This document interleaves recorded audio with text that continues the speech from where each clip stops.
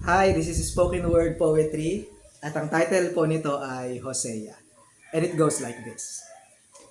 Pagkuha mo ng iyong Biblia, may isang libro di masyadong halata.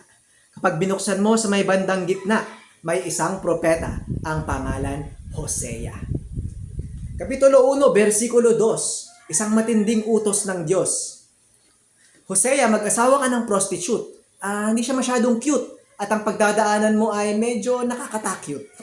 At pinakasalan niya nga si Gomer. At minahal niya ito pang forever. Sila ngayon nagkaanak. Unang anak ang pangalan Jezreel. Sabi siguro ni Hosea, di ko feel. But I have to make it real. Ikalawang anak ang pangalan Lorohama. Mukhang maganda. Pero ang meaning, hindi kaawaan. Ang saklap ng pangalan. Sa English, no mercy. You see? But they have to let it be. Ikatlong anak, ang pangalan Lo-ami, mukhang matindi. Pero ang meaning nun, not my people, di ba? Hindi cool. Yan ang utos kay Hosea at kanya namang ginawa.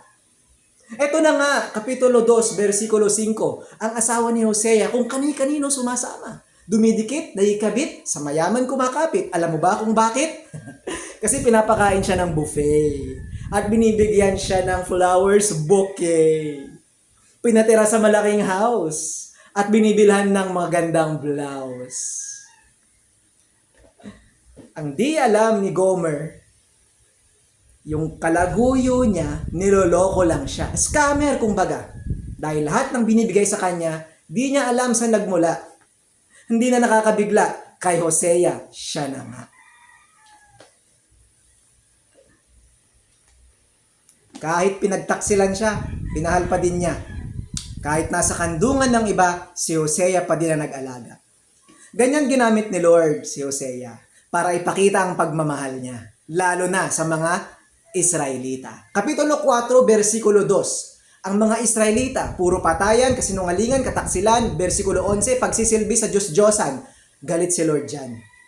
Pero kahit gaano sila kahangal, pinakita ng Diyos ang matinding pagmamahal. Kapitulo 8, Kapitulo 9, madaming mga sakit na sinasabi. Madaming parusa para sa mga Israelita. Dahil hindi sila sumunod sa Kanya.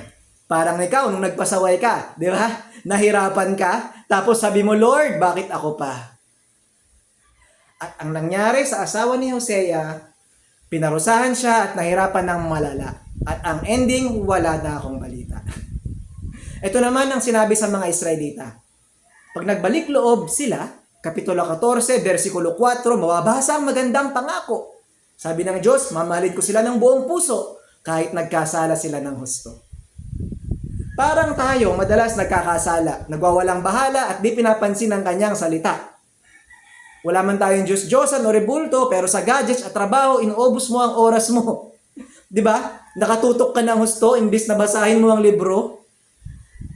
Totoo, hindi ka sumasamba sa ginto.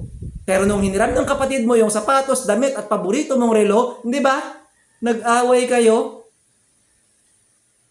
Okay lang. Magsimula ka ulit lumakad at sa buhay mo, Diyos ang ilantad.